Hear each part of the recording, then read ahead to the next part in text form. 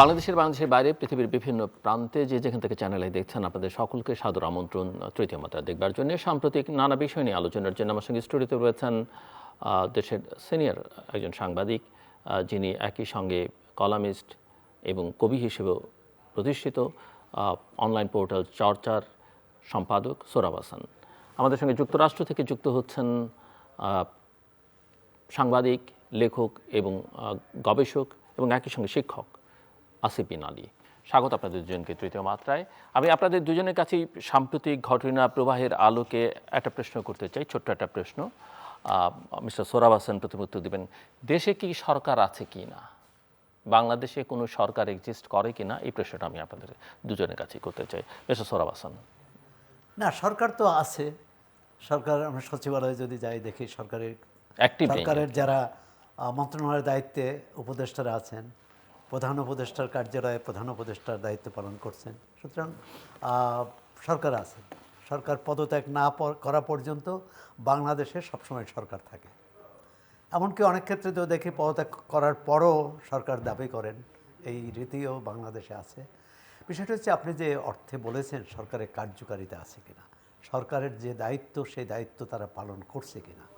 সরকারের প্রথম দায়িত্ব জনগণের নিরাপত্তা দেওয়া, জানমালের নিরাপত্তা দেওয়া, জনগণ যাতে অবাধে চলাফেরা করতে পারে, এই কোনোভাবে বাধাগ্রস্ত না হয়, তার নিরাপত্তা বিঘ্নিত না হয়, এটা হচ্ছে প্রথম দায়িত্ব। দ্বিতীয় হচ্ছে এই সরকার গণ অভ্যুত্থানের মধ্য দিয়ে এসেছে, যাদের প্রধান অঙ্গীকার হচ্ছে দেশকে গণতন্ত্রের পথে এগিয়ে নিয়ে যাওয়া। সেই এগিয়ে নিয়ে যাওয়ার ক্ষেত্রে নির্বাচনই হচ্ছে একটি অন্যতম প্রধান মাধ্যম। নির্বাচনের বিষয়ে ইতিমধ্যে সরকার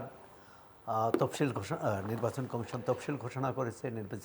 নির্বাচনের তারিখ নির্ধারিত হয়েছে 12 ফেব্রুয়ারি। সেক্ষেত্রে 1 মাস 20 দিনের কিছু বেশি, খুবই কম সময় আছে। কিন্তু এর মধ্যে আপনি যে উদ্বেগ উৎকণ্ঠা জনমনে আছে, যেটা আপনার কথার মধ্য দিয়েও প্রতিফলিত হলো, সেটা হচ্ছে সরকার থাকলে এই ঘটনা এসব চলে কি করে, আর সরকার না থাকলে যা হয় সেটা যদি সরকার থাকলেও হয়, তাহলে তো সরকার থাকা আর না থাকার মধ্যে খুব বড় পার্থক্য জনগণ দেখবে না। সম্প্রতি যে ঘটনাগুলো ঘটল, প্রথমত হচ্ছে ইনকলাব মঞ্চের মুখপাত্র নির্বাচনী জনসংযোগে গিয়ে দিনে দুপুরে হত্যার শিকার হলেন। তিনি গুলিবিদ্ধ হলেন এবং বলা হয় তিনি এমন ব্যক্তি তাকে গুলি করেছে যিনি গত কয়েকদিন ধরে, তার এই ঘটনার কয়েকদিন আগে প্রায় 2 সপ্তাহ ধরে তার সঙ্গেই নির্বাচনী প্রচার চালাচ্ছিলেন। এখন একজন ঘাতক কিভাবে তার সঙ্গে ঘনিষ্ঠ হলো, কিভাবে তার সঙ্গে নির্বাচনী প্রচারে যুক্ত হলো এবং তার রাজনৈতিক পরিচয় কি, বলা হয় যে তিনি ছাত্রলীগ করতেন এক সময়, আবার ছাত্রলীগের মানে আওয়ামী লীগ, এখন তো ফেসবুকেই আওয়ামী লীগ, তাই আওয়ামী লীগ ছাত্রলীগের পক্ষ থেকে বলা হয়েছে তার নামে যে পরিচয় দেওয়া হচ্ছে, যে সংগঠনের যে পদের, এরকম কোনো পদে তিনি ছিলেন না। এখন প্রশ্ন যদি থাকুন না থাকুন, আরেকটি প্রশ্ন যে তিনি এই সরকারের আমলেই অস্ত্রসহ গ্রেপ্তার হয়েছিলেন। বাংলাদেশে 5 আগস্টের পর অনেকে গ্রেপ্তার হয়েছেন, সাংবাদিক, আইনজীবী, শিক্ষক, বুদ্ধিজীবী, ইতিহাসবিদ, তারা কিন্তু গ্রেপ্তার হয়েছেন, তাদের বিরুদ্ধে মামলা হয়েছে। কিন্তু যারা গ্রেপ্তার হয়েছেন তাদের খুব কম জামিন পেয়েছে, বিশেষ করে রাজনীতিক বা সাংবাদিক।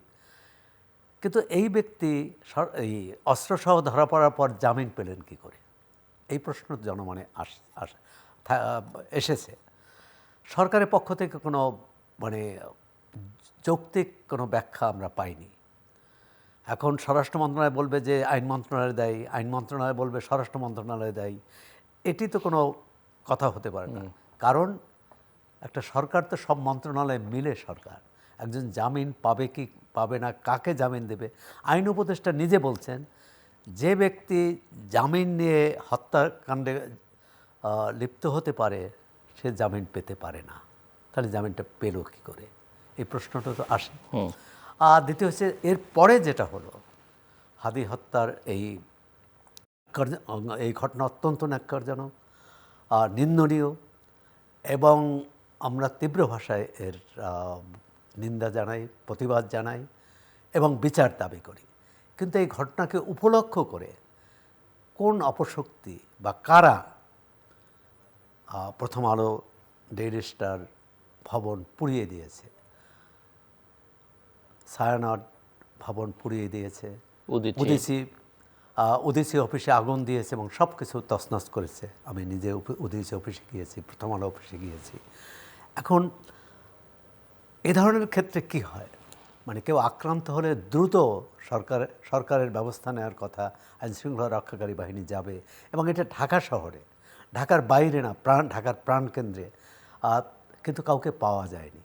যে কারণে প্রধান উপদেষ্টার প্রেস সচিব তিনি নিজে ক্ষমা চেয়েছেন, দুঃখ প্রকাশ করেছেন যে তিনিও সাংবাদিকদের অনুরোধে তিনি অনেক দপ্তরে যোগাযোগ করেছেন, কর্তৃপক্ষের কাছে যোগাযোগ করেছেন, কোনো সাড়া পাননি। সাড়া কখন পেলেন? যখন সব কিছু শেষ হয়ে গেছে। এই ঘটনার রহস্যটা কি? দ্বিতীয় হচ্ছে যে এই ঘটনা কারা ঘটিয়েছে। এনসিপি বলছে, এনসিপির নিন্দা করেছে, এনসিপি নেতারা ঘটনাস্থলে গিয়েছে, তারা উদ্ধার কাজেও সহায়তা করেছেন।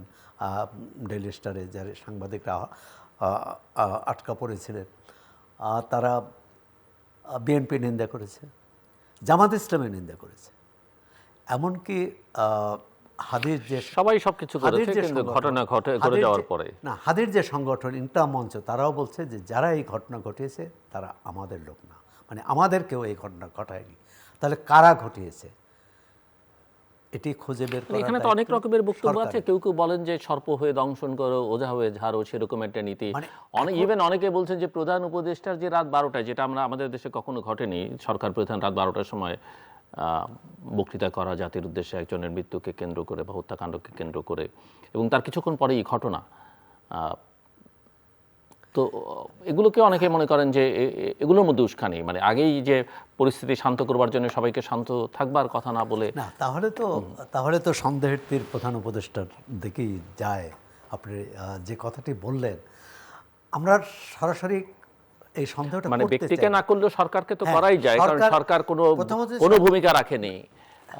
সরকারের ভূমিকা রাখেনি, কোনো ভূমিকা রাখেনি। ঘটনা ঘটে যাওয়ার পরে বিবৃতি দেওয়া ছাড়া শুধু ঘটনার পিছনে হাঁটবে না। সরকার তো দায়িত্ব যে ঘটনা ঘটতে পারে, এবং এই সরকার প্রধান সহ উপদেষ্টারা বলেছেন যে নির্বাচন বানচালের চেষ্টা করছে পতিত সরকারের বা বিদায়। এখন ওনারা তো আবার এটাও বলেছেন পৃথিবীর কোনো শক্তি নির্বাচন পেছাতে পারবে না। তো নির্বাচন যখন আর যদি না করতে পারেন তখন বলবেন আমরা দুঃখ প্রকাশ করছি। না, নির্বাচন করতে পারবে না, ক্ষমতায় থাকবেন এবং দুঃখ প্রকাশ করছি, বা ক্ষমতা অন্যের হাতে তুলে দিয়ে বলবেন আমরা দুঃখ প্রকাশ করছি। নির্বাচন তো একটি ঘোষণা দিয়ে দিলেন এবং ফলাফল ঘোষণা করলেন, সেটা তো নির্বাচন না। নির্বাচন পরিবেশ তো আপনি বলেছেন 1 মাস 20 দিন আছে, নির্বাচনের নিরাপত্তা দিতে হবে, জনগণের নিরাপত্তা, যেখানে সংবাদ মাধ্যমের নিরাপত্তা নাই। এবং আমরা তো প্রথম আলো, ডেইলি স্টারের কথা বললাম, ওই ঘটনায় নুরুল কবির গিয়ে যেভাবে হেনস্থার শিকার হয়েছেন, আমরা যদি দীপুচন্দ্র দাসের কাহিনী দেখি, আমরা যদি চট্টগ্রামে Indian high commissioner, assistant high commissioner বাসায় অ্যাটাক দেখি, আমরা যদি লক্ষ্মীপুরে একটা বাচ্চার গুলিবিদ্ধ হয়ে মারা যাওয়ার ঘটনা দেখি, আমরা যদি নির্বাচন অফিসগুলোতে আগুন দেওয়ার ঘটনা দেখি, না, এগুলো তো খুবই উদ্বেগের, উৎকণ্ঠার এবং বিচলিত হওয়ার মতো। এবং নির্বাচন সরকার কিভাবে করবে, কি পরিস্থিতি, তাও তো ব্যাখ্যা করে না। গত 3 দিনে প্রথম আলো, ডেইলি স্টার বা ছায়ানটে আগুনের ঘটনার পর তো স্বরাষ্ট্র উপদেষ্টার কোনো বক্তব্য পায়নি, আইজিপির কোনো বক্তব্য নেই, তারা হঠাৎ করে নীরব হয়ে গেলেন। এটা কি মানে? একটা সরকার, সেটা নির্বাচিত হোক, অনির্বাচিত হোক, অন্তর্বর্তী হোক, তাকে জবাবদিহি করতে হবে। আসিফ বিন আলী, আপনি পরিস্থিতি পর্যবেক্ষণ করছেন এবং আমি দেখছি যে বিভিন্ন গণমাধ্যম দেশি বিদেশি আপনি কথা বলছেন, এবং যে পরিস্থিতির ভেতর দিয়ে বাংলাদেশ যাচ্ছে সেগুলো নিয়ে আপনার কিছু গবেষণাধর্মী কাজকর্ম আছে। সো আমি একটু বুঝতে চাই যে আপনার কাছে কি মনে হয়, সরকার আছে, সরকার নেই, কি দেখেন আপনি? ধন্যবাদ জিল্লুর ভাই আপনার প্রশ্নের জন্য। সরকার আছে বা সরকার নেই এই প্রশ্নের উত্তরে যাওয়ার আগে আমি জাস্ট দুটো জিনিস বলে একটু শুরু করতে যাচ্ছি। একটা হচ্ছে যে ওসমান হাদিকে সমাহিত করা হয়েছে এবং আমাদের মুক্তিযুদ্ধের মুক্তিবাহিনীর উপপ্রধান বীরুত্তম একে খন্দকার উনি মারা গেছেন। আমি ওনাদের দুইজনেরই আত্মার মাগফিরাত কামনা করছি। এবং আমাদের আন্তর্জাতিক এবং শান্তিরক্ষী মিশনের 6 জন সেনা সদস্য যারা হত্যাকাণ্ডের শিকার হয়েছেন, মৃত্যুবরণ করেছেন, তাদের মরদেহ ঢাকায় এসেছে। হ্যাঁ, এবং তাদের সেটাও শহীদের প্রতি আমাদের আমরা শ্রদ্ধা জানাই। জাতির জন্য শোকের বিষয়। আমি এটা আসলে বলে আরেকটা পয়েন্ট অ্যাড করতে চাচ্ছি। আমরা আসলে ঠিক করি আমরা কোন শোকটা বড় করে করব আর কোন শোকটা ছোট করে করব। এবং ওই প্রেক্ষিত থেকে যদি আমি বলি তাহলে বলবো যে আমাদের সরকার যমুনার মধ্যে সীমাবদ্ধ হয়ে পড়েছে এবং তার মূল আগ্রহের জায়গা সম্ভবত পিআর ক্যাম্পেইন, রাস্তায় গিয়ে মানুষকে রক্ষা করা না। আহ, আমরা যখন স্কুলে ছিলাম, কলেজে ছিলাম, তখন একটা টেন্স পড়তাম যে পাস্ট পারফেক্ট টেন্স এবং পাস্ট টেন্স। রুগী মরিবার পরে ডাক্তার আসিল এবং রুগী মানে ওই ওই যে ব্যাপারটা আমাদের ক্ষেত্রে অনেকটা ব্যাপারটা তাই হয়েছে যে বিল্ডিং যখন ভেঙে ফেলা হয়, সবকিছু যখন ধ্বংস করে দেওয়া হয়, তখন সরকার আসেন এবং সরকারের মুখপাত্ররা যারা অন্য সময় আহ, অন্তত কয়েক ঘন্টা পর পর সোশ্যাল মিডিয়াতে যাদেরকে আমরা পাই, তারা একটা নির্দিষ্ট সময় পর্যন্ত তাদের দিক থেকে কোনো শব্দই শুনতে পাওয়া যায় না। এবং এইটা আসলে আমাদেরকে কি ফিল করে, এটা ফিল করায় যে আমরা এই মুহূর্তে অভিভাবক শূন্য অবস্থায় আছি। অর্থাৎ যাদের নেতৃত্ব নেওয়ার কথা, বইটা ধরে গোটা জাতিকে সামনে এগিয়ে নেওয়ার কথা, তারা আসলে সেইটা না করে তারা ব্যাকসিটে বসে পড়েছেন এবং একটা উচ্ছৃঙ্খল জনগোষ্ঠী এবং তাদের মদত দেওয়া কিছু রাজনীতিবিদ, সম্পাদক এবং হচ্ছে যে কিছু বুদ্ধিজীবী, তারা আসলে ওই ড্রাইভিং সিটে চলে আসছে, যাদের মূল উদ্দেশ্য এইটা না যে দেশে সবার সহাবস্থান নিশ্চিত করা। মূল উদ্দেশ্য হচ্ছে যে নিজের গ্রুপের স্বার্থ নিশ্চিত করা। জিলুর ভাই, আমি আপনার ওই প্রশ্নটার ধরেই বলতে চাচ্ছি। আমি কয়েকটা স্টেটমেন্ট আমি পড়ি গত কয়েকদিনে, গত 3 দিনে সোশ্যাল মিডিয়াতে যেটা এসছে, এবং তারপরে সেখান থেকে আমি একটা কনক্লুশন টানতে চাচ্ছিলাম। এটার উদ্দেশ্য কাউকে দায়ী করা নাই, জাস্ট কি পাবলিকলি কি আসছে সেটা আমরা একটু দেখি। হচ্ছে যে লাশের বদলে লাশ নেব, মাহফুজ আলম তিনি একটা জনসভায় বললেন। আজকের মধ্যে ধানমন্ডি 32 গুড়িয়ে দিতে হবে, সাদিকুর রহমান তিনি আরেকজন খুব পরিচিত নেতা একটা দলের, তিনি বললেন। ইন্দিরা গান্ধী কালচারাল সেন্টার, ধানমন্ডি, ছায়ানট, পত্রিকা আর ভারতীয় টেলিভিশনের অফিসগুলোতে আপনারা চেনেন মাসুদ রানা, শিবিরের নেতা। আগামীকাল বাম শাহবাগীরা ছায়ানট উদিচিকে তছনছ করে দিতে হবে, মুস্তাফিজুর রহমান, শিবির নেতা। ভারতীয় high commission, Indira Gandhi cultural centre, প্রথম আলো, ডেইলি স্টার, ধানমন্ডি 32, টুঙ্গিপাড়া, বাঁশের কেল্লা, আমাদের পরিচিত শিবিরের একটা অনলাইন প্ল্যাটফর্ম। খোদা আমাদের দ্বিতীয়বার সুযোগ দিয়েছেন, বিপ্লব সম্পূর্ণ করতে হবে, না করতে পারার আক্ষেপ পূর্ণ করতে হবে, সার্জিস, এনসিপি নেতা। এই যে এবং স্টেটমেন্ট গুলো, এতে আপনি আপনি রাকসু জাকসুর নেতারাও যে বিবৃতি দিয়েছেন যে প্রথম আলোকে ওই যে চিরতরে বন্ধ মুস্তাফিজুর করে রহমান, দিতে হবে এই ঘটনার পরেও তারা।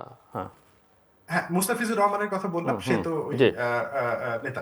তো ফলে এই যে স্টেটমেন্ট গুলো, এগুলো কিন্তু কোনো লুকাছাপা কথা নয় ভাই, এটা হচ্ছে যে পাবলিক স্টেটমেন্ট। এবং আপনি দেখেন যে ঘটনাগুলো ঘটলো সেই ঘটনার মোটামুটি 24 ঘন্টা টাইম ফ্রেমের মধ্যে, 24 থেকে 48 ঘন্টা টাইম ফ্রেমের মধ্যে আমরা এই বক্তব্যগুলো পাচ্ছি।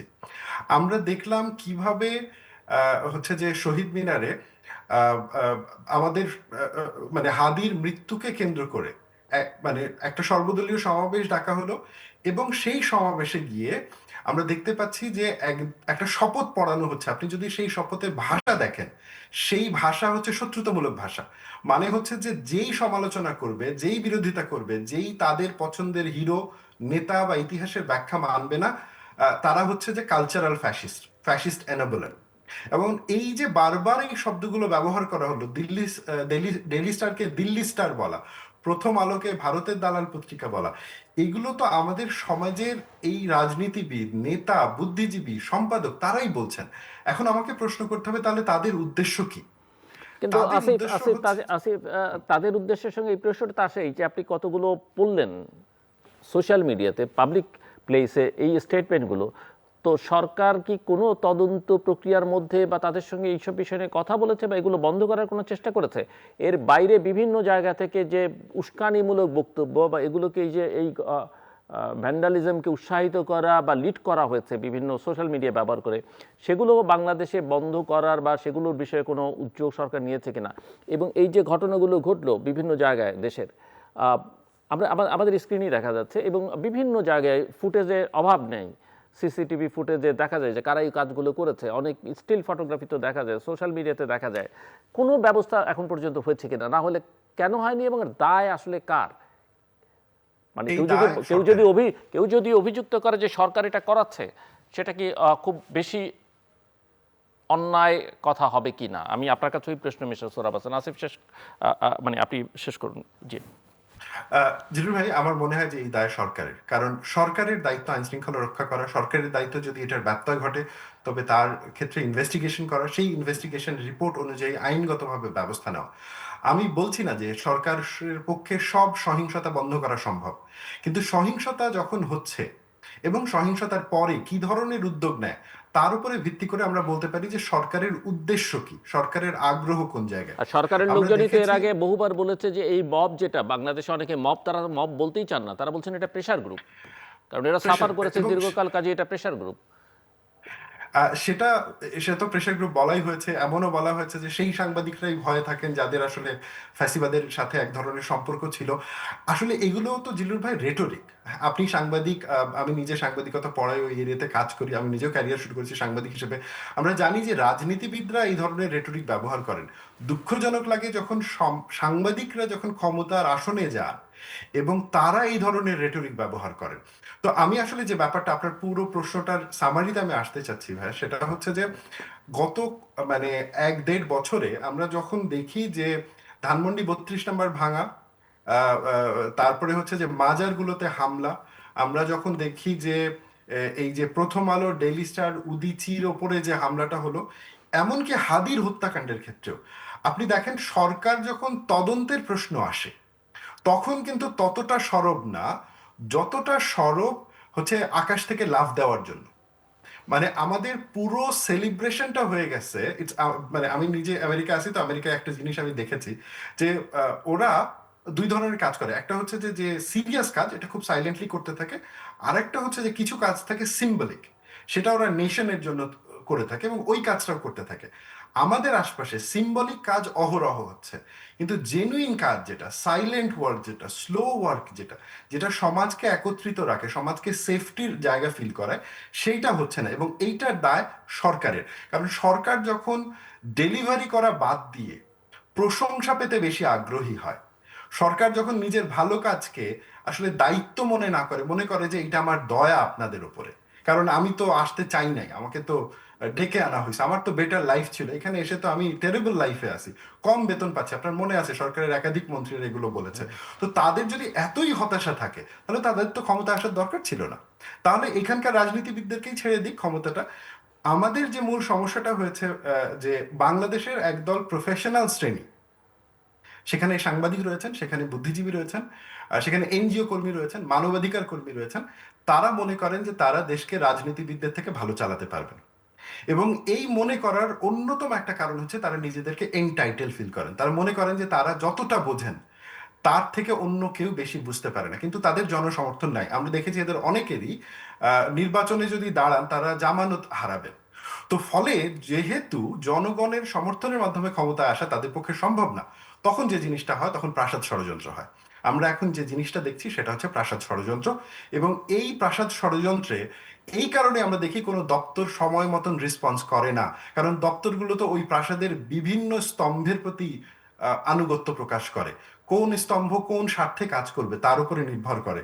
তো আপনার যে প্রশ্নটা সরকার আছে কিনা, বাংলাদেশের যে সরকারটাকে আমরা দেখতে পাচ্ছি সেটা যমুনার মধ্যে সীমাবদ্ধ, এবং এর বাইরেও সরকারের মধ্যে একাধিক সরকার আমার মনে হয় এখন আছে, দৃঢ় বিশ্বাস। অন্তত এটা পারসেপশন, আমি এটাকে কজাল হিসেবে বলতে চাচ্ছি না। এবং এই যে সরকারের ভেতরের সরকারগুলো, তারা আসলে বাংলাদেশকে এক ধরনের তালেবানাইজেশনের দিকে নিয়ে যাচ্ছেন। এবং যেটার স্পষ্ট উদাহরণ আমরা দেখি যখন ছায়ানটের উপরে আক্রমণ হয়, উদীচির উপরে আক্রমণ হয়, যখন হচ্ছে যে প্রথম আলো এবং ডেইলি স্টারের মতন বড় বড় দুটি পত্রিকা রাতের অন্ধকারে ধ্বংস করে দেওয়া হয়। জিল্লুর ভাই, একটা জিনিস বলি, প্রথম আলো ডেইলি স্টারের ধ্বংস করে দেওয়ার কিন্তু একটা সিম্বলিক মিনিং আছে। মিনিংটা হচ্ছে, যদি আমি এদেরকে দেখে নিতে পারি, আমি তোমাকেও দেখে নিতে পারবো। বাংলাদেশের ইতিহাসে মনে হয় না কোনো দিন কোনো সাংবাদিক, কোনো সংবাদ মাধ্যম এই পরিমাণ থ্রেট অনুভব করেছে যেটা এই ঘটনাতে ঘটেছে। শেখ হাসিনার সময় ডেফিনেটলি সাংবাদিকদের উপরে নির্যাতন ছিল। শেখ হাসিনার একটা ক্লিয়ার রেড লাইন ছিল, তুমি এই রেড লাইন ক্রস করবে, ডিজিএফআই এটা করবে, ওইটা করবে, এটা করবে। এই মুহূর্তে কোনো রেড লাইন নাই। এই মুহূর্তে রেড লাইন ঠিক করতেছে আপনার ইভেন হেডিং এ ইনভাইটেড কমা থাকবে কি থাকবে না সেটা দিও। এটা তো হতে পারে না। একটা সুস্থ স্বাভাবিক রিপাবলিকে যদি এই ধরনের মব পুলিশিং চলতে থাকে, সেখানে তো আর কিছু বলার থাকে না। সেখানে তো সরকার দুর্বলকে রক্ষা না করে বরং হচ্ছে যে সরকার এই এই গ্রুপগুলোর সাথে মানে এক ধরনের আপোষ করেছে।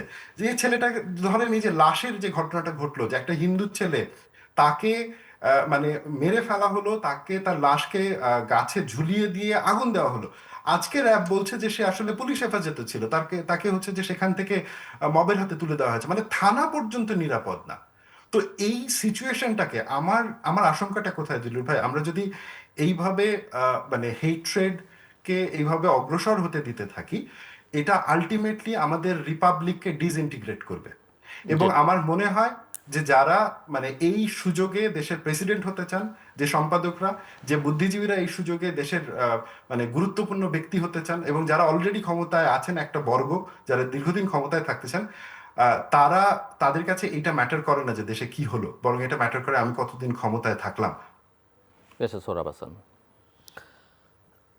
না, আসিফ বিন আলীর সঙ্গে যেটা যোগ করার, ফ্যাসিবাদী সরকারের বিরোধী দলের কণ্ঠ, বিরোধী মতের কণ্ঠ রোধ করেছিল এবং তাকে তার সমালোচনা করতে দেওয়া হয়নি। নানাভাবে আইনি, গোয়েন্দা সংস্থা ইত্যাদি ব্যবহার করে এই কাজটি তারা করেছে। জুলাই অভ্যুত্থান হলো তো এই বিরোধী, এই ফ্যাসিবাদী ব্যবস্থার বিরুদ্ধে। অর্থাৎ মানুষ স্বস্তি পাবে, মানুষ কথা বলতে পারবে, মানুষ তার মত প্রকাশ করতে পারবে। এবং মত প্রকাশের বড় মাধ্যম তো সংবাদ মাধ্যম। সেই সংবাদ মাধ্যম যদি এভাবে আক্রান্ত হয়, এভাবে প্রতিহিংসার শিকার হয়, এবং কারা করেছে সরকার যদি না বলে, তাহলে তো আপনি যে সংশয় প্রকাশ করছেন, যে সন্দেহ করেছেন, সেটা তো মানুষ করবে। দুটো উদাহরণ দেই। সাবেক অর্থমন্ত্রী শাহ এস এম কিবরিয়া হত্যাকাণ্ড বিএনপি সরকারের আমলে ঘটেছিল। বিএনপি সেই হত্যাকাণ্ডের বিচার করবে না, মানুষ এটাই ধরে নিয়েছে। আওয়ামী লীগ ক্ষমতায় থাকলো 17 বছর, 15.5 বছর। আওয়ামী লীগ আমলে এটির বিচার হলো না। এখন কিবরিয়া সাহেবের সন্তান সহ মানুষের মধ্যে সন্দেহ যে এর সাথে আওয়ামী লীগ জড়িত কিনা, এটি ঘোরতর প্রশ্ন। শামসুর রহমান কেবল, চট্টগ্রামের আর যশোরের সাংবাদিক, তিনি নিহত হলেন। যখন নিহত হলেন, সেটাও সম্ভবত বিএনপি আমলে। আওয়ামী লীগের নেতাদের ধরে, মানে যারা হতে পারে সেখানে অপরাধী চক্র, চোরাচালান চক্র ইত্যাদি, তার রিপোর্ট করার জন্যে তারা ক্ষুব্ধ ছিল, তারা হত্যা করেছে বলেই এটি জনমনে ধারণা, সাংবাদিকদের দাবি। সরকার কি করলো, যে সেখানে আওয়ামী লীগ নেতাদের যুক্ত করে দিল, যে কারণে মামলাটি ভণ্ডুল হয়ে গেল, মামলাটি আর টিকলো না। আওয়ামী লীগ চলে যাওয়ার পর বিএনপি চলে যাওয়ার পর আওয়ামী লীগ এসে আবার বিএনপি নেতাদের এর সঙ্গে যুক্ত করলো, তরিকুল ইসলাম সাবেক তথ্যমন্ত্রী সহ। এর অর্থ ওই হত্যার বিচার না হওয়া। একটি হত্যার বিচার না হওয়া মানে আরেকটি হত্যাকে ডেকে আনা। এখন এই সরকারের কাছে তো সে ধরনের কোনো মানে এই সরকারের আমলে সে ধরনের ঘটনা ঘটবে এটা তো চিন্তা করা যায় না। কিন্তু তারপরও ঘটছে। যেটি বললেন, এই যে ময়মনসিংহের কথা, এর আগে ফরিদপুরে একজন পীর, তিনি যে অপরাধ করেছেন তার বিচার হতে পারে, বিচারে তার মৃত্যুদণ্ডও হতে পারে, কিন্তু তাকে হত্যা করে তাকে কবর থেকে তার লাশ তুলে আনা, মানে কি বিভৎস।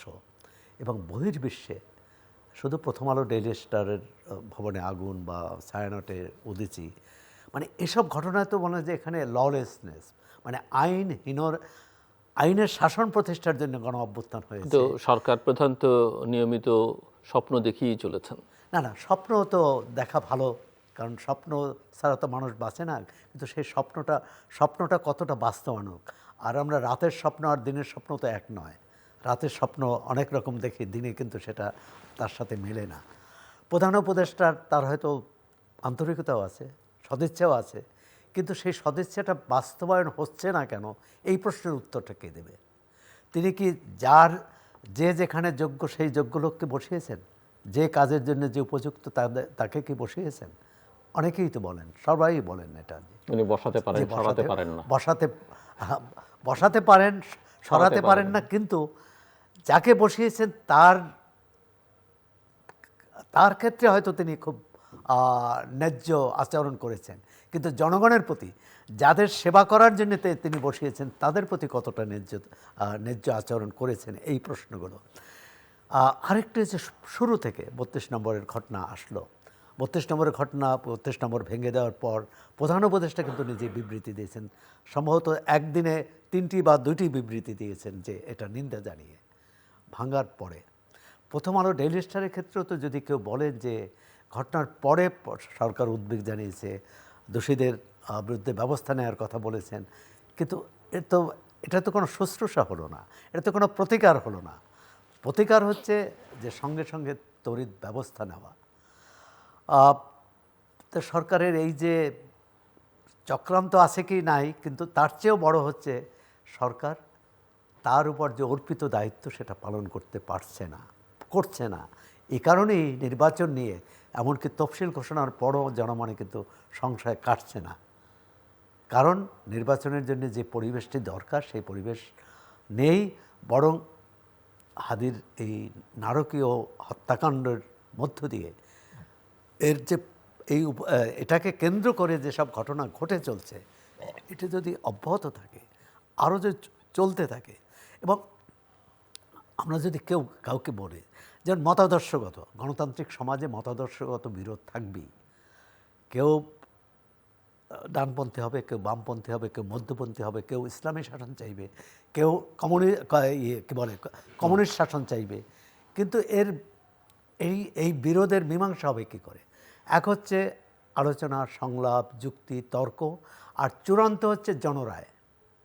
যার মত, যে এখানে যে শাসনই করতে চায় জনগণের কাছে যায়, জনগণের যদি পক্ষে রায় পান, আমি মিশরে তো ব্রাদারহুড রায় পেয়েছিল, তুরস্কে, এই সরকারকেও তো অনেকে মৌলবাদী সরকার বলে, কিন্তু তারা জনগণের রায় নিয়ে এসেছে। এখানে যারাই করুক, যে তারা জনগণের রায় নিয়ে আসুক, তাহলে তো এই গণ অভ্যুত্থানের যে লক্ষ্য উদ্দেশ্য কিছুটা হলেও সেটি সফল হবে। আর যদি আমরা নৈরাজ্যের দিকে যাই, তাহলে কিন্তু একটাই হবে, মানুষ ইতিমধ্যে বলা শুরু করছে বা যে এর চেয়ে আগে কতটা খারাপ ছিল। তাহলে আগের যখন অতীতের স্মৃতি স্মরণ করিয়ে দেয়, সম্ভবত এর মধ্যে একজন সরকারেরই একজন বলেছিলেন যে এই ঘটনা যে সেই দুঃশাসনের স্মৃতি মনে করিয়ে দেয়। তো দুঃশাসনের স্মৃতি যে ঘটনা মনে করিয়ে দেয়, সেই ঘটনা যদি সরকার রোধ না করতে পারে, তাহলে তো আইনের শাসন হলো না, মানে গণতন্ত্র হলো না, এবং ন্যায় বিচার হলো না। ন্যায় বিচারের লক্ষ্যেই কিন্তু এই ন্যায় বিচারের ওয়াদা করেই কিন্তু সরকার ক্ষমতায় আসছে। সরকার তো অপরাধীদের বিচার। কি আমি জাস্ট, আপনি তো নিজে প্রথম আলোতে দীর্ঘকাল, আপনার সঙ্গে আমার হালকা সুরে মেজাজে কথাবার্তা হতো, যে সরকারে যারা আছেন তাদের তো আসলে প্রায় সকলেই দেশে যারা, বিদেশ থেকে যারা আসা, তাদের নিজস্ব অনেক রকমের যোগ্যতা আছে, কিন্তু তাদের পাবলিক ইমেজ তৈরি করবার ক্ষেত্রে প্রথম আলোর একটা বড় গুরুত্বপূর্ণ ভূমিকা আছে, এবং তারা সবাই প্রথম আলোর সঙ্গে নানাভাবে ঘনিষ্ঠ, এবং সেই মমত্বটুকুও তো দেখা যায় না। এবং প্রফেসর ইউনূসকে তো প্রথম আলো ডেইলি স্টার যথেষ্ট পরিমাণে, আমি বলবো, করুক বা না করুক, আরো অন্যদের যাই দোষক, উনি ঠিক আছেন, ওনার কোনো সমস্যা নেই, ওনাকে রক্ষা করতে হবে। নুরুল কবিরের একই অবস্থা, তিনিও তার ইন্টারভিউ করেছেন, এবং এই তরুণদের প্রতি তাদের এক ধরনের তাদেরকে প্রমোট করা, তাদেরকে প্রোটেক্ট করা, তাদের প্রতি ভালোবাসার প্রদর্শন, যদিও অনেকেই মনে করেন যে তারা শুরুতেই ডিরেল্ড হয়ে গেছে যারা লাইমলাইটে, কিন্তু অন্তত প্রথম আলো, ডেইলি স্টার, বিশেষ করে প্রথম আলো এবং ব্যক্তিগতভাবে মিস্টার নুরুল কবির, তারা তো এই ভালোবাসাটা দেখিয়েছেন, ঔদার্য দেখিয়েছেন, দেখিয়েছে যে বিনিময়ে কি পেলেন? দেখিয়েছে সরকার ভালো করবে, সরকার আইনের শাসন প্রতিষ্ঠা করবে, সরকার গণতন্ত্র দেবে। এখন না দিলে এটা আশা থেকেই। জি। আর মানুষ আমরা কতটা হতাশ হব, 54 বছর গেছে, এরপরেও কি হবে? যেমন নুরুল কবির, যেমন প্রথম আলো, ডেইলি স্টারকে বলা হচ্ছে যে এরা এই যেটা আসিফ বিন আলী বললেন, এরা দিল্লি স্টার, তাদেরকে না দিল্লি স্টার, ভারত আলো বা দিল্লি আলো, মানে এই ধরনের। আবার নুরুল কবিরকে দেখছেন আবার হেনস্থা করা হচ্ছে আওয়ামী লীগ যখন ক্ষমতায়, তখন বলছে প্রথম আলোকে, ডেইলি স্টারকে তো তৎকালীন প্রধানমন্ত্রীর কার্যালয়ে ঢুকতে দেওয়া হয়নি কোনো সাংবাদিককে, এবং তখন বলেছে এটা জনগণের শত্রু, বাংলাদেশের শত্রু। এখন তাহলে কোনটা সত্য? দ্বিতীয় হচ্ছে যে কেউ বিশেষণ দিতে পারে, অভিযোগ করতে পারে, সেটার পক্ষে জনমত তৈরি করো। সেটা আক্রমণ করতে হবে, কারণ আক্রমণ করলে তো নিজের দুর্বলতা, নিজের দেউলিয়ত্ব প্রকাশ পায়। এবং যারা সেটি করেছে সেটা অন্য উদ্দেশ্যে, এর সঙ্গে হাদির হত্যার কোনো সম্পর্ক নেই। আসিফ, আপনি যেহেতু একজন গবেষক এবং অনেক বিষয় বাংলাদেশের ভেতরকার, মানে রাজনীতির ভেতরকার খবর, পেছনের খবর, অনেক কিছু আপনার নজরে আছে, বা এবং একই সঙ্গে নানা আন্তর্জাতিক প্লেয়ারদেরও ভালো মন্দ অনেকেই অ্যাক্টিভ মনে হচ্ছে বাংলাদেশে এখন। তো সব মিলিয়ে আসলে আপনি কি দেখেন যে নির্বাচনটা আসলে ঠিকঠাক মতো, নির্বাচন বলতে যাবো যে আমি ফার্সিক্যাল ইলেকশন বা 14, 18, 24 বোঝাচ্ছি না, সেটা কি আপনি মনে করেন যে এই সরকার আসলে করতে পারবে? 1 মাস 20 দিনের মতো, বা 1 মাস 20 দিনেরও কম সময় আছে আসলে, আপনি কি দেখেন? গত ঘটনার পরে নির্বাচন করার ক্ষেত্রে সরকারের সক্ষমতা নিয়ে যথেষ্ট সন্দেহ তৈরি হয়েছে। কারণ যে সরকার, আচ্ছা, আপনি গত মানে প্রথম আলো, ডেইলি স্টারের রাতের ঘটনার কথা বলছেন, আমি জাস্ট আপনাকে জিজ্ঞেস করতে চাই, এবং এই একই প্রশ্ন আমি মিস্টার সোহরাব হাসানকেও করতে চাই, যে সরকারের কোন ঘটনায় গত 1.5 বছরে আপনাদের মনে হয়েছে যে নির্বাচন করবার জন্য তারা সক্ষম? একটা উদাহরণ আমাকে আপনারা দুজন দেবেন প্লিজ। জিলুর ভাই, এই প্রশ্নটার হচ্ছে যে ফ্যাকচুয়াল উত্তরের থেকে আমি একটু পারসেপশনাল উত্তর দিই, কারণ ফ্যাকচুয়াল দিতে গেলে যথেষ্ট ফ্যাক্টের অভাব হবে। কিন্তু পারসেপশনের জায়গা থেকে যে কোনো সিচুয়েশনে, যে কোনো পলিটিক্যাল সিচুয়েশনে প্রত্যেকেই তার একটা স্কিপ রুট চিন্তা করে। যখনই সে ক্ষমতায় যায়, সে যদি বুদ্ধিমান হয়, সে যদি জানে যে ক্ষমতা চিরস্থায়ী না, তখন তাকে চিন্তা করতে হয় আমি তো ক্ষমতায় আছি, কিন্তু ক্ষমতা থেকে বের হব কিভাবে এবং হ্যান্ড ওভারটা করবো কিভাবে। এইটা একটা খুবই স্ট্যান্ডার্ড প্রোটোকল যে কোনো পলিটিক্যাল সায়েন্সের জায়গা থেকে। That's how you need to think. এই সরকার যেহেতু একটা অনির্বাচিত সরকার, এবং জুলাই আন্দোলনের প্রেক্ষিতে তারা নির্দিষ্ট কিছু দাবি দাওয়া পূরণের জন্য এসছে, এবং তার মধ্যে অন্যতম একটা গুরুত্বপূর্ণ ব্যাপার ছিল নির্বাচন করা। তো সেইটা যদি তারা না দেয়, এইটা হচ্ছে যে তাদের এক্সিস্টেন্সিয়াল থ্রেট। তো ওই জায়গা থেকে আমি তো অন্য কিছু ভাবতে পারি না যে এই সরকার নির্বাচনের বাইরে অন্য কিছু ভাববে।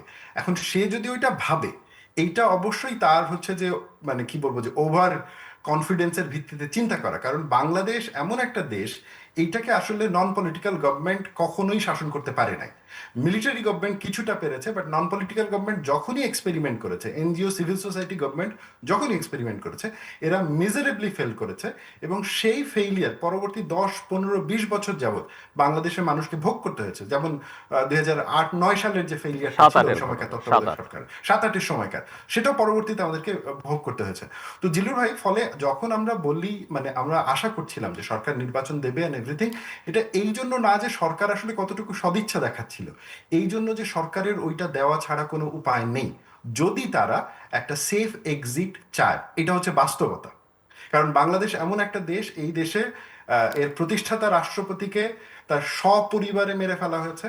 তার মানে মুক্তিযুদ্ধের অন্যতম একজন নায়ক এবং হচ্ছে যে সেকেন্ড রাষ্ট্রপতিকে মেরে তার লাশ পুঁতে ফেলা হয়েছে।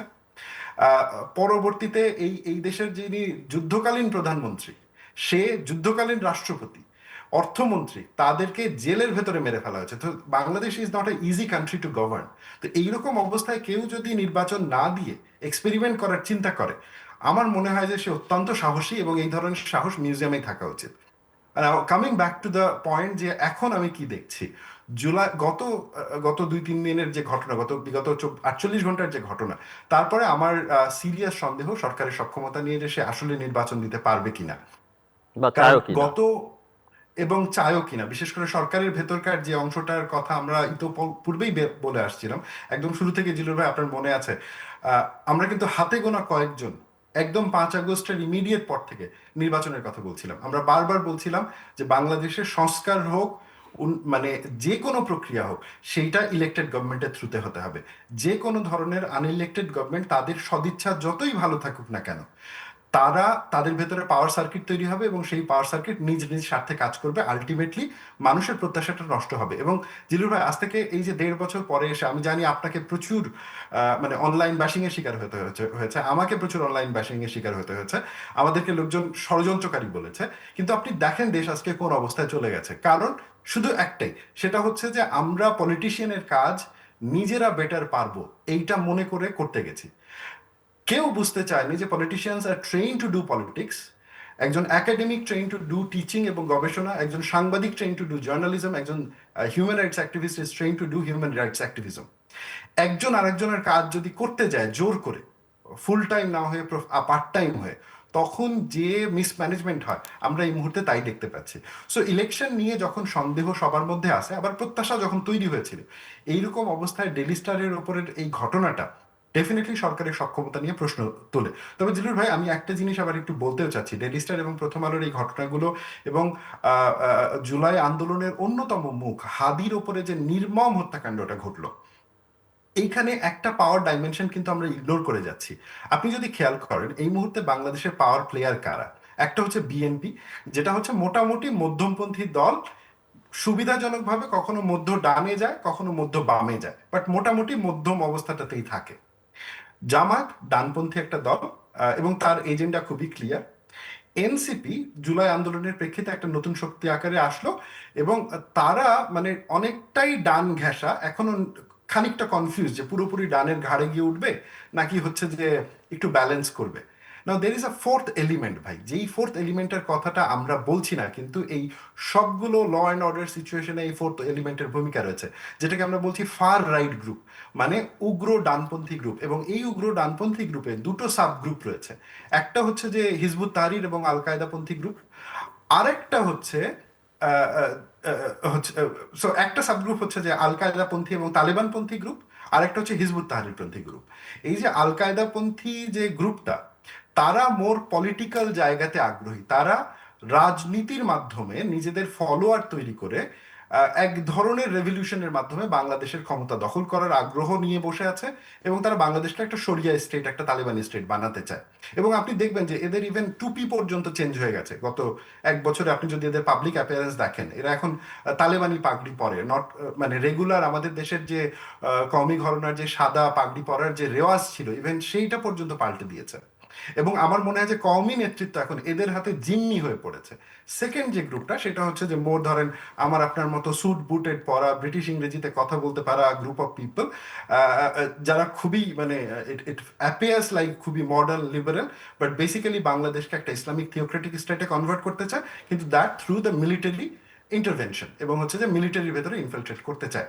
আপনি যদি 32 নম্বর ভাঙা থেকে শুরু করে হচ্ছে যে মাজারে হামলা এবং ডেইলি স্টার, প্রথম আলো, উদীচী, ছায়ানটের উপরে হামলার উপরে দেখেন, তাহলে এই যে বললাম যে বাংলাদেশের মানে ডানপন্থী যে পলিটিক্যাল রাজনৈতিক গ্রুপটা আছে, তারা মূলত রাজনৈতিক সম্মতি উৎপাদন করেছে। তারা আসলে প্রো ফ্যাসিস্ট বলে, ফ্যাসিস্ট এনাবলার বলে, বিপ্লব শেষ হয়নি বলে একটা এনভায়রনমেন্ট তৈরি করেছে, যে এনভায়রনমেন্টে প্রথম আলো পুড়িয়ে দেওয়া যায়, ডেইলি স্টার পুড়িয়ে দেওয়া যায়। কিন্তু মাঠে ডার্টি কাজ কারা করলো? মাঠের ডার্টি কাজ করলো এই যে ফার রাইট গ্রুপের যারা ছিল। আমি ওই দিনের ফুটেজগুলো দেখেছি এবং সাংবাদিকদের সাথে কথা বলেছি। আপনি যদি ক্লিয়ার কাট দেখেন, 150-200 বেশি লোক কিন্তু সংঘর্ষে যায়নি, 150-200 মতন লোক গেছে, বাকি লোকজন চুরি করতে গেছে। বাংলাদেশের রাস্তায় যদি একটা সামান্য ট্যাক্সি অ্যাক্সিডেন্টও হয়, সেখানেও 100 জন লোক জড়ো হয়ে যায়। তো এই যে পাওয়ার ব্লকের যে প্লেগুলো, এইটা তো বের করার দায়িত্ব সরকারের। এখন আমি বলি যে এইটা বের করার দায়িত্বের জন্য কাজ করার কথা ছিল এটিইউ, অ্যান্টি টেরোরিজম ইউনিটের। আমাদের প্রশ্ন করা দরকার বাংলাদেশ সরকার কেন অ্যান্টি টেররিজম ইউনিটকে ডিসমেন্টাল করলো, মানে ইন আ ওয়ে ডিসমেন্টাল করলো, হ্যাঁ, বা ডিফান্ডিং কেন করলো। আমাদের সরকারকে প্রশ্ন করা উচিত যে কারা সরকারের ভেতরে ছিল যারা বারবার এটা প্রমাণ করেছে যে জঙ্গিবাদ নাটক হয়েছে। এমনকি বাংলাদেশের পুলিশের একজন দায়িত্বপ্রাপ্ত কর্মকর্তা ও হোলি আর্টিজান যে ঘটেছে কিনা এইটা নিয়েও তিনি সন্দেহ প্রকাশ করেন। এই ধরনের অডাসিটি, রাষ্ট্রের ন্যাশনাল সিকিউরিটির ব্যাপারে এই ধরনের শৈথিল্য, এর কারণ কি? কারণ আপনাকে আমাকে বুঝতে হবে যে how to deal with political opponent এবং হাউ টু ডিল উইথ যারা রাষ্ট্রের একদম ধ্বংস চায়। আমরা এই পার্থক্যটা যদি করতে না পারি এবং আমাদের সরকার যদি মনে করে যে ভালোবাসা দিয়ে সবাইকে ঠিক করে দিবে একদম টিপিক্যাল বাংলাদেশি গার্লফ্রেন্ড বয়ফ্রেন্ডের জায়গা থেকে, it doesn't work like that. State is a repressive machine, it's by nature bad, কিন্তু তাকে চেক অ্যান্ড ব্যালেন্সে রাখতে হয় এবং চেক অ্যান্ড ব্যালেন্সের জন্য আমাদের অ্যাক্টিভিজমের দরকার হয়, হিউম্যান রাইটসের দরকার হয়। কিন্তু সেই স্টেট যদি সব কিছু অ্যাক্টিভিস্টের অ্যাঙ্গেল থেকে দেখে, অর্থাৎ মানে ন্যাশনাল সিকিউরিটিকেও যদি অ্যাক্টিভিস্টের অ্যাঙ্গেল থেকে দেখে, তাহলে তো বিপদ। আমার মনে হয় যে আপনার মনে আছে কিছুদিন আগে আমেরিকান একজন প্রতিনিধি এসেছিলেন এবং তিনি হচ্ছে যে সরকার প্রধানের সাথে বৈঠক করেন এবং পরবর্তীতে সেই বৈঠকের কথা মিডিয়াতেও খানিকটা আসে এবং সেখানে উদ্বেগ জানানো হয়েছিল যে কেন বাংলাদেশের এই যে সন্ত্রাস বিরোধী যে সেট আপটা ছিল, অর্থাৎ র্যাডিক্যাল মিলিটেন্টটাকে ডিল করার যে সেট আপটা ছিল, এটাকে ডিসমেন্টাল করা হচ্ছে। আমি মোটামুটি আমি যতটুকু শুনেছি, আমি মানে কনফার্ম করে বলতে পারবো না, বাট ওভারঅল আমি যেটুকু শুনেছি, ইভেন যখন হচ্ছে ফরেন স্টেক হোল্ডাররা আমাদের পলিটিক্যাল পার্টিগুলোর সাথে আলাপ আলোচনা করেছে, তারাও এই ব্যাপারটা নজরে এনেছেন। তাহলে প্রশ্ন হলো যে জিলুর ভাই, আমরা আসলে তাহলে কার সাথে ডিল করছি? একটা তো হচ্ছে যে পলিটিক্যাল ফেস আমরা যেটা দেখতে পাচ্ছি, আরেকটা হচ্ছে invisible face, the invisible hand. এই ইনভিজিবল হ্যান্ডগুলো যারা আমাদের এই যে প্রত্যেকটা কালচারাল প্ল্যাটফর্ম, ইন্টেলেকচুয়াল প্ল্যাটফর্ম, সবগুলোকে ধ্বংস করে দিতে চাইছে, জি। কিসের উদ্দেশ্যে? মিস্টার সোহরাব হাসান। না, প্রথমত যে সরকারের নির্বাচনের দেয়ার সদিচ্ছা আছে কি নেই, সক্ষমতাই আছে কিনা, সদিচ্ছা এবং সক্ষমতা দুটোই। আচ্ছা, প্রথম হলো সদিচ্ছাটা কিছুটা তো আমরা আলামত পেয়েছি, কিছুটা প্রমাণ পেয়েছি। জুলাই সনদ হয়েছে, জাতীয় ঐকমত্য কমিশন 8 মাস ধরে রাজনৈতিক দলগুলোর সাথে বৈঠক করে একটা কাছাকাছি মতকে পৌঁছেছে, একটা সাংবিধানিক আদেশও দিয়েছে। এটাকে আমরা সদিচ্ছা হিসেবে ধরে নিই। আর দ্বিতীয় হচ্ছে যে আসিফ বিন যেটাকে আলী অবশ্য বিএনপি আবার বিশ্বাসঘাতকতা, প্রতারণাও বলেছে, আচ্ছা, আবার মেনেও নিয়েছে। আচ্ছা, সেটা আবার মেনেও নিয়েছে। আসিফ বিন আলীর সাথে আমি এটা একমত। সক্ষমতা আছে কিনা, সদিচ্ছা আছে, কিন্তু সক্ষমতা তৈরি হয় কখন? যখন একটা জাতীয় ঐক্যের বাতাবরণ তৈরি করা যায়, সেটি এই সরকার বাট করতে সদিচ্ছা ব্যর্থ থাকলে কিছু সক্ষমতার প্রকাশ তো আচ্ছা। পাওয়া যায়, হয়তো পুরোপুরি না হলো। আচ্ছা, আপনি হয়তো কিছু বললেন সেটা এখনো পরীক্ষিত হয়নি। আর বাংলাদেশের নির্বাচন তো 13-12টা নির্বাচন হয়েছে। আপনি জানেন যে নির্বাচনগুলো কেমন হয়। 1988 সালের নির্বাচন হয়েছিল, কোনো প্রধান রাজনৈতিক দল, বিরোধী দল অংশ নেয়নি, নির্বাচন হয়ে গেছে। 15 ফেব্রুয়ারি নির্বাচনে বিএনপি ছাড়া কোনো দল অংশ নেয়নি, নির্বাচন হয়ে গেছে। গত 3টি নির্বাচনে প্রধান বিরোধী দল আসেনি, একটিতে আসলেও দিনের ভোট রাতে হয়ে গেছে। দিনের ভোট রাতে হয়ে গেছে, কিন্তু নির্বাচন হয়ে গেছে। এখন আমরা ত্রয়োদশ নির্বাচনের দিকে যাচ্ছি। তো তার মানে 12টা নির্বাচন আমরা করে ফেলছি, ত্রয়োদশটাও তো হয়ে যাবে। আমার কথা হচ্ছে নির্বাচনটা কেমন হবে? এই নির্বাচন যদি বিগত সরকারের আমলের 3 নির্বাচনের বা যে কোনো একটি আমলে একটি নির্বাচনের মতো হয়, সংঘাতপূর্ণ হয়, প্রাণহানি হয়, মানে অধিক প্রাণহানি হয়, এবং নির্বাচনী ফলাফল পরাজিত পক্ষ না মানে পরদিন রাস্তায় নামে, সেটার নির্বাচন হবে না। আপনি যে অর্থে বলছেন নির্বাচন তো করবেন, কিন্তু নির্বাচনটা অর্থবহ হবে কিনা, নির্বাচনটা জনগণের মতের প্রতিফলন ঘটবে কিনা, নির্বাচনে সব দল অংশ নেবে কিনা। আমরা ধরে নিলাম আওয়ামী লীগ আইনগতভাবে তাকে নির্বাচন থেকে বাইরে রেখেছে, এর বাইরে যে দলগুলো আছে আর সেটি করতে পারবে কিনা। ইতিমধ্যে তো বিভিন্ন জায়গায় বিভিন্ন রকম, শুধু এই যে ফ্যাসিবাদের দোসর হিসাবে, ফ্যাসিবাদের দোসর তো বিচার করবে, আইনের আওতায় আনবে, সে আইন বা বিচার নিয়ে প্রশ্ন আসতে পারে, কিন্তু আইন হাতে তুলে নিয়ে নিজে বিচারের দায়িত্ব নেওয়া, তাহলে তো এই কাজগুলো যারা করেছে সবচেয়ে এই সরকারের প্রতি তারা অনাস্থা প্রকাশ করেছে, যে সরকার তারা মানে না, মুখে যাই বলুক না কেন, এই সরকার মানলে সরকারের প্রতি আস্থা রাখবে, তাদের কাছে বলবে। এখন আরেকটি হচ্ছে যে বিভাজন, এবং সরকার অনেক ক্ষেত্রেই যে দুর্বলতা দেখিয়েছে, যখন যারা রাস্তায় নামে, যারা চাপ দিতে পারে, যারা যমুনায় যেতে পারে, যমুনার সরকার তো বলছিলেন আসিফ বিন আলী, যারা যমুনায় যেতে পারে তাদের দাবি মেনে নেওয়া হয়, যারা যমুনায় যেতে পারে না মেনে নেওয়া হয় না। আবার এতগুলো রাজনৈতিক দলের সাথে আলোচনা করেছে সরকার, শেষমেশ সিদ্ধান্ত নেওয়ার আগে 3টি দলের সাথে বৈঠক করে। এটাও তো রাজনৈতিক যে সংহতি, রাজনৈতিক যে সম্প্রীতির পরিবেশ, সেটাও নষ্ট করে। অন্য দলগুলো বলেছে আমাদের তো অবহেলা করেছে, আমাদের তো তুচ্ছ জ্ঞান করা হচ্ছে। এই প্রশ্নগুলো এসেছে এবং রাজনৈতিক মহলে জনপরিসরে এটা আলোচনা হচ্ছে। তা সরকার কিভাবে এগোবে বোধহয় ঠিক করতে পারছে না। মনস্থির করতে না পারাটা কিন্তু একটা বড় দুর্বলতা সরকারের। এখন তফসিল হয়ে গেছে, এরপরও যদি সরকার দুর্বলতা থাকে, দ্বিধাদ্বন্দ্ব থাকে, এবং কোনো পক্ষ বলল, যেমন ইতিমধ্যে তো বলা হয়েছে যে হাদির রক্তের উপর দাঁড়িয়ে নির্বাচন হতে পারে না, তাহলে তো তাহলে কি হবে?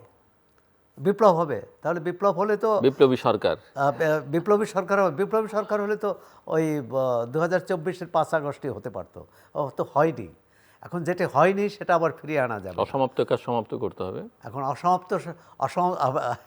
জিল্লুর ভাই আপনি ভালো জানেন অসমাপ্ত বিপ্লব কিভাবে সমাপ্ত হয়েছিল 75-এর 7ই নভেম্বর। সুতরাং অসমাপ্ত বিপ্লবের যে ক্ষতি, যে দায়, সেটি বোধহয় নতুন করে আবার এই জাতি বহন করতে পারবে না। এই কারণেই মনে করি নির্বাচন হবে। আরেকটি কারণ আছে, এই সরকার মানে যে শক্তিগুলো নির্বাচন চায় না, তার চেয়ে বিএনপি যদি দুর্বল হয় তাহলে সত্যি সত্যি নির্বাচন হবে না। আর যদি, আমি বিশ্বাস করতে চাই না বিএনপি দুর্বল, বা যারা নির্বাচন চায় তারা যদি দুর্বল হয়, আর যারা নির্বাচন চায় তারা যদি সবল হয় তাদের চেয়ে, তাহলে নির্বাচন হবে। Asif bin Ali, what is next? Zillur ভাই, আমার মনে হয় যে নির্বাচন নিয়ে যে আলাপটা হচ্ছে সেখানে একটা বড় রিস্ক অবশ্য আছে। কারণ আমি যে জায়গা থেকে দেখি যে এই নির্বাচনে আসলে তো নির্বাচনটা ইনক্লুসিভ হচ্ছে না। ইনক্লুসিভ মানে হচ্ছে যে আওয়ামী লীগ অংশ নিচ্ছে না, বা অংশ নিচ্ছে নিতে না দেওয়া না, হচ্ছে না, নিতে পারছে না। দেওয়া হচ্ছে না, হ্যাঁ, হ্যাঁ, নিতে দেয়া পারছে হচ্ছে না, না, দেওয়া হচ্ছে সেভাবে না। ভালো। তো তো হচ্ছে যে তাহলে দুটো শক্তি মূলত নির্বাচনে অংশ নিচ্ছে, একটা হচ্ছে জামাত এবং একটা হচ্ছে যে বিএনপি। আর অন্য যে ছোটখাটো শক্তিগুলো আছে তারা আসলে আমার মনে হয় না যে নিজস্ব কোনো এজেন্সি থেকে কাজ করবে, রাদার হচ্ছে যে এই দুটো বড় পার্টির ছায়াতে থেকেই কাজ করবে। এখানে একটা বড় সংকটের জায়গা কিন্তু ইতোমধ্যেই তৈরি হয়েছে। একটা হচ্ছে যে মোটামুটি এটা সার্ভে রিপোর্টগুলো থেকে যেগুলো দেখা যাচ্ছে তাতে মনে হচ্ছে যে বিএনপি সরকার গঠন করবে। আর জামাতেরও মোটামুটি বডি ল্যাঙ্গুয়েজ এন্ড এভরিথিং এ বোঝা যাচ্ছে যে তারা বিরোধী দলে থাকবে। এখন এইখানে নির্বাচনের কারচুপি নিয়ে একটা ব্যাপার আছে। যেহেতু জামাত এবং বিএনপি দুইটা হচ্ছে যে এই অ্যাপ্রোচ থেকে যাচ্ছে যে আমি সরকারে যাব, তার মানে হচ্ছে বিএনপির যারা নির্বাচন করবেন তাদের মাথায় থাকবে আমি যদি বাই হুক অ্যান্ড কুক জিততে পারি তার মানে তো আমি সরকারের অংশ হব। আর আমি যদি সরকারের অংশ হই তাহলে তো আমি যে সরকারের যে ফ্যাসিলিটিগুলো পাই, হ্যাঁ, সেটা বৈধ হোক এবং অবৈধ হোক, সেটা পেতে পারবো। তো সেটা দেখা যাবে তার অনেকের ক্ষেত্রে ইনসেন্টিভ আকারে কাজ করবে।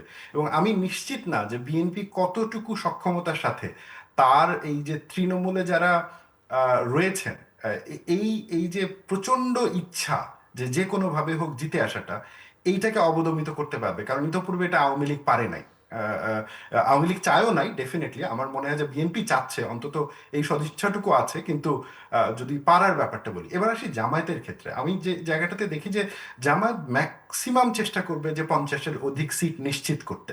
এবং আপনি যদি জামায়াতের যদি তারা যে পার্টি লিস্টটা দিয়েছে, মানে তারা যে ক্যান্ডিডেটের লিস্ট দিয়েছে, আপনি দেখবেন যে মোটামুটি 80টা আসনে তারা খুব ভালো ক্যান্ডিডেটের লিস্ট দিয়েছে। বাকি যে আসনগুলো আছে এইখানে তারা হচ্ছে যে খেলাধুলা করেছে, অর্থাৎ মানে কোথাও কোন একজন হিন্দুকে দিয়েছে, তারা জানে যে ওইখানে তারা জিততে পারবে না, কিন্তু এগুলো দিয়েছে হচ্ছে পিআর ক্যাম্পেইনের জন্য। খুবই দুঃখজনক বিষয়, এখন পর্যন্ত কোনো নারীকে জামাত নির্বাচনে মনোনয়ন দেয়নি, যেখানে দেশের 50% জনগোষ্ঠী হচ্ছে নারী, এবং যেখানে মানে নারীর ক্ষমতায় অংশগ্রহণের কথা বাংলাদেশের গণতন্ত্রের একটা অবিচ্ছেদ্য অংশ। তো যাই হোক, জামাতের এই যে যারা নির্বাচিত হওয়ার চেষ্টা করবেন তারাও কিন্তু চেষ্টা করবে যে আমি কত ম্যাক্সিমাম নাম্বার অফ সিটস নিয়ে পার্লামেন্টে যেতে পারি।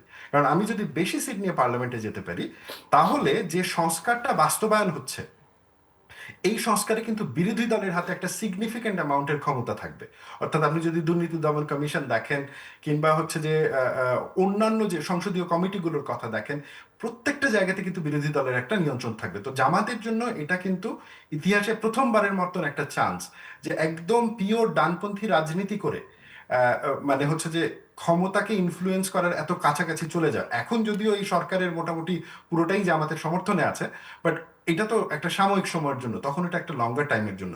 সো জামাতের ক্ষেত্রেও এখানে একটা হাই ইনসেন্টিভ রয়েছে যে আমি বাই হুক অ্যান্ড কুক যদি আমি জিততে পারি, তাহলে এইটা লঙ্গার টার্মে আমার রাজনীতির জন্য, মানে আমার ক্ষমতার রাজনীতির জন্য বেটার। এবং সেটা কিন্তু আমরা ইতোমধ্যে দেখেছি যে জামাতের শাহজাহান সাহেব তিনি কিন্তু বলেছেন যে প্রশাসন নিয়ে তাদের কি চিন্তা ভাবনা।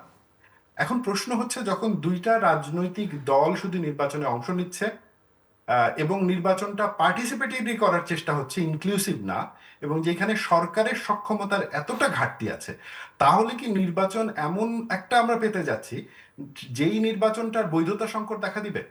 কারণ বাংলাদেশের এই মুহূর্তে যে রাজনৈতিক সংকট, এই রাজনৈতিক সংকটের অন্যতম কেন্দ্রীয় ব্যাপার হচ্ছে বাংলাদেশের ইতোপূর্বে 2014, 18 এবং 24-এর নির্বাচনের বৈধতা না পাওয়া, এবং সেই বৈধতা না পাওয়ার ফলে যে অগণতান্ত্রিক শাসন তৈরি হয়েছিল, সেই অগণতান্ত্রিক শাসনে মানুষের ক্ষোভ জমা হয়েছিল, যেটা 5 আগস্ট ব্রাস্ট করেছে। এখন এই ক্ষোভ প্রশমন করে রাষ্ট্রকে একত্রিত করে রাখার একমাত্র উপায় হচ্ছে একটা বৈধ গ্রহণযোগ্য নির্বাচন করা। এখন যদি সেই নির্বাচনটা, অর্থাৎ আগামী নির্বাচনটা বৈধ এবং গ্রহণযোগ্য না হয়, এটা যদি শুধু নামকাওয়াস্তে হয়, তাহলে এইটার একটা সুদূর প্রসারী রিস্ক রয়েছে। তবে এখানে আমার একটা আশঙ্কার কথা বলি ভাই, আমি আসলে ষড়যন্ত্র তত্ত্বের দিকে যেতে চাচ্ছি না, কিন্তু জিও পলিটিক্সের জায়গা থেকে আমরা একটু যদি শেষ আলাপ করতে করি, হবে আসিফ, ছোট্ট করে। আমি এক লাইনে একটু শেষ করি 30 সেকেন্ডে।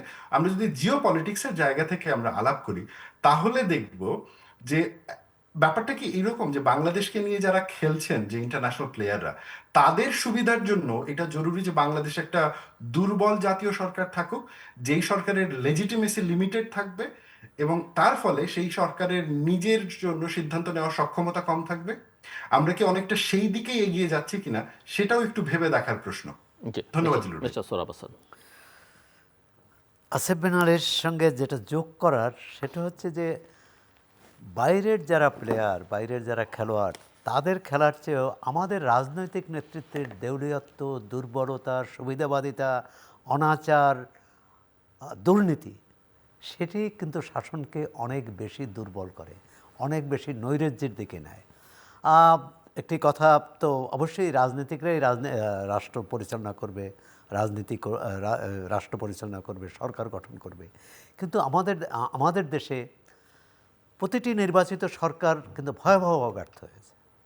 সেটি স্বাধীনতার পরের সরকার, সেটি 91, 90 উত্তর সরকারগুলো, কোনো সরকার যে আকাঙ্ক্ষা, যে জন আকাঙ্ক্ষা এই সরকার যে রাজনৈতিক দলের উপর অর্পণ করে এবং প্রত্যাশা করে, তার ছিটেফোঁটাও পূরণ করতে পারে না।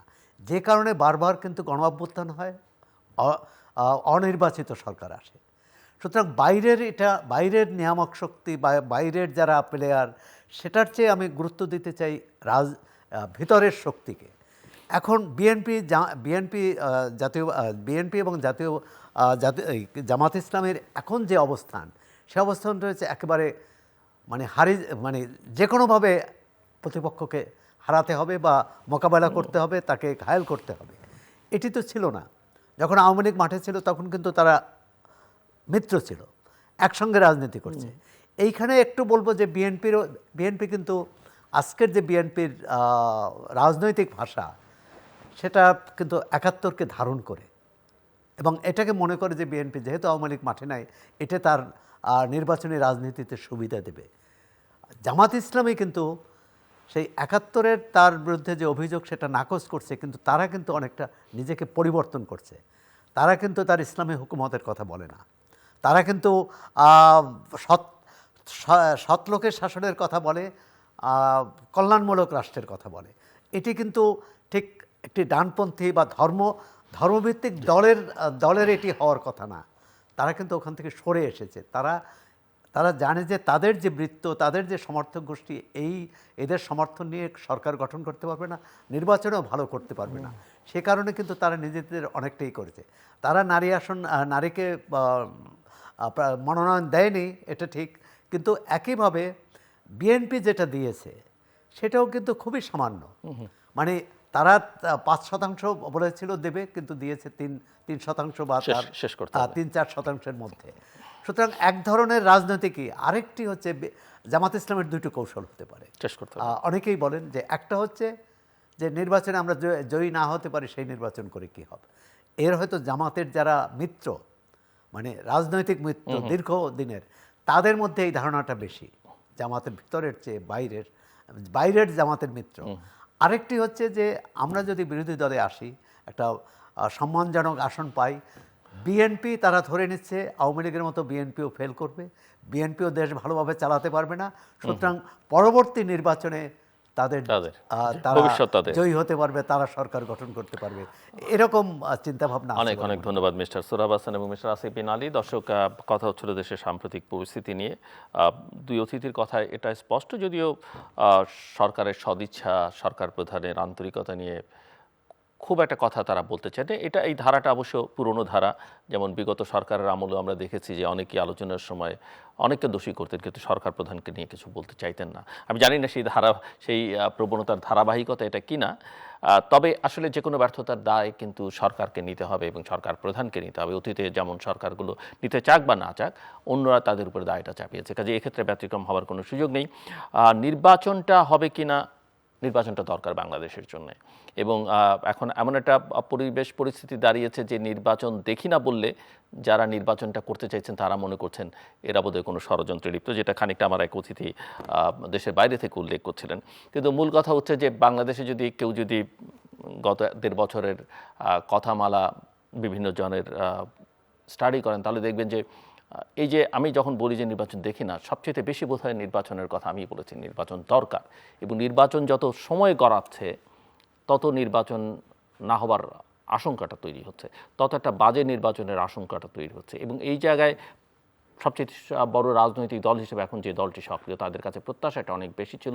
যে কোনো কারণেই হোক, ট্রমাটাইজড হোক বা অন্য যে কোনো কারণেই হোক, তারা অনেক বিষয়ে সিদ্ধান্ত গ্রহণে দ্বিধান্বিত, একটা অবস্থান নেওয়ার ক্ষেত্রে দ্বিধান্বিত। এটা সংকটটাকে অনেকখানি গভীর থেকে গভীরতর করেছে। এমনকি যে সংবাদ মাধ্যমগুলো, বাংলাদেশে যে প্রতিষ্ঠানগুলো যারা ভেঙেছেন, তারা সম্মিলিতভাবে তাদের জীবনের শেষ দিন পর্যন্ত এই প্রতিষ্ঠানগুলো গড়বার সক্ষমতা রাখেন কিনা, সেটা একটা প্রশ্ন। কিন্তু এই প্রতিষ্ঠানগুলো আসলে এই শক্তির বিরুদ্ধে যেভাবে অবস্থান নেওয়া উচিত ছিল, সেটা না নিয়ে হয়তো বোঝার সক্ষমতার অভাব থাকতে পারে। তারা কোনো কোনো ক্ষেত্রে তাদেরকে প্রমোটও করেছেন।